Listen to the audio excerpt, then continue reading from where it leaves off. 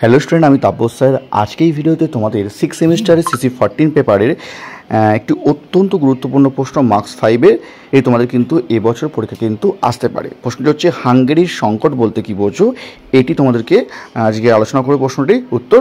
আর বলবো যে এখনও চ্যানেলটিকে সাবস্ক্রাইব করোনি, অবশ্যই চ্যানেলটিকে সাবস্ক্রাইব করে রাখো এরকম ভিডিও সবার আগে পাওয়া যায়। তো দেখো তোমাদের এই প্রশ্নটির উত্তর দেখো তোমাদের। তো দেখো, ঠান্ডা লড়াইয়ের অন্যতম ফলশ্রুতি হিসাবে দ্বিতীয় বিশ্বযুদ্ধের পর সোভিয়েত ইউনিয়ন পূর্ব ইউরোপের দেশগুলির ওপর নিজের কর্তৃত্ব প্রতিষ্ঠায় সচেষ্ট হয়েছিল এবং এইভাবে পোল্যান্ড, রোমানিয়া, বুলগেরিয়া, হাঙ্গেরি প্রভৃতি দেশে কমিউনিস্ট সরকার গঠিত হয়। বলা যায় এই সব দেশ ছিল সম্পূর্ণভাবে রাশিয়ার নিয়ন্ত্রণাধীন। 1949 সালে 20 আগস্ট সোভিয়েত মদতে হাঙ্গেরির জৈনিক রাকোসির নেতৃত্বে কমিউনিস্ট গণপ্রজাতান্ত্রিক সরকার প্রতিষ্ঠিত হয়। রাকোসি প্রধানমন্ত্রী পদে আসীন হন। রাকোসি হাঙ্গেরিতে কমিউনিজমকে সুসংহত করতে গিয়ে জনসাধারণের প্রয়োজনের দিকটা সম্পূর্ণভাবে অবজ্ঞা করেন। হাঙ্গেরির উন্নয়নের দিকটাও অবহেলিত হয়। তার শাসনের বিরুদ্ধে দেশময় তীব্র অসন্তোষ দেখা দেয়। এর পরিণতি স্বরূপ রাকোসিকে প্রধানমন্ত্রীর পদ থেকে সরিয়ে দেওয়া হয় এবং 1953 সালে হাঙ্গেরির প্রধানমন্ত্রী হন ইমরে নেগি। পরের প্যারা, নেগি অন্ধ কমিউনিজমের পদ থেকে সরে এসেছিলেন। তার লক্ষ্য ছিল হাঙ্গেরিবাসীর আর্থিক উন্নতি সাধন। তবে রাকোসির ষড়যন্ত্রে তিনি কমিউনিস্ট পার্টি থেকে বিতাড়িত হন এবং প্রধানমন্ত্রিত্ব থেকেও তাকে সরিয়ে দেওয়া হয়। রাকোসি আবার প্রধানমন্ত্রী হন। এর ফলে সারা দেশে অসন্তোষ দেখা দেয়। রাকোসির হঠকারিতার বিরুদ্ধে সেই সময় হাঙ্গেরির বুদ্ধিজীবী মহল এগিয়ে আসে এবং তারা কমিউনিস্টদের চণ্ড নীতির বিরুদ্ধে তীব্র প্রতিবাদ আন্দোলন সংগঠিত করেন। ঠিক আছে, চণ্ড চ তন্ত্রের 9 হ্যাঁ। তো এই প্যারাটা কমপ্লিট। তোমাদের আসবো আমরা পরের প্যারা।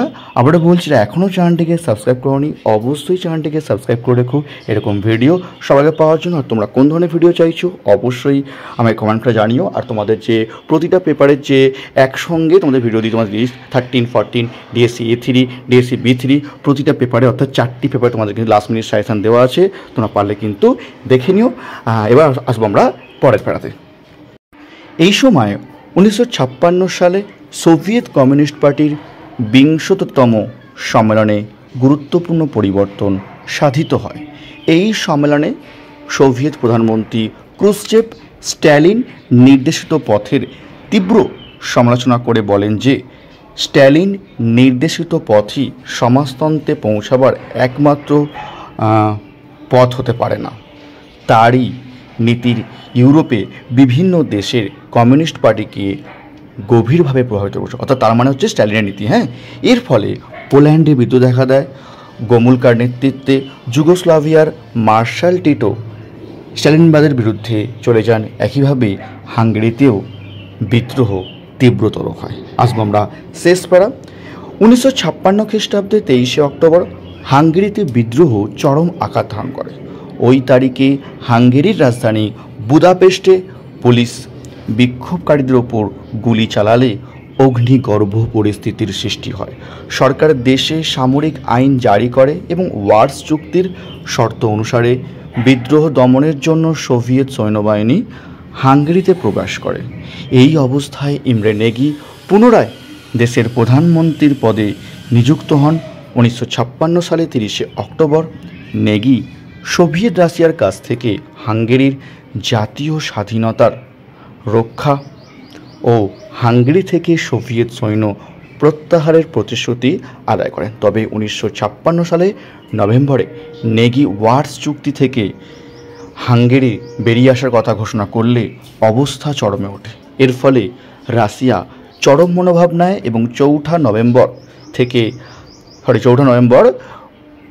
2,50,000 সোভিয়েত সেনা হাঙ্গেরির রাজধানী বুদাপেস্টে অভিযান করে নির্মম অত্যাচার শুরু করে।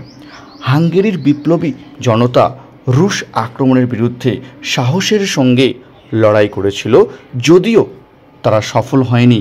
ইমরে নেগি ক্ষমতাচ্যুত হন ও নিহত হন উভয় তরফে ব্যাপক সংঘর্ষের ফলে প্রায় 25,000 মানুষ মারা যায়।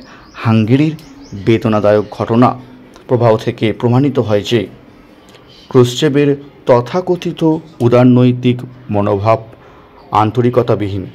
একথা অস্বীকার করা যায় না যে হাঙ্গেরির বিদ্রোহ দমন বাস্তবেই হাঙ্গেরির সাধারণ মানুষের আশা আকাঙ্ক্ষাকে সম্পূর্ণ ধূলিসাৎ করেছিল।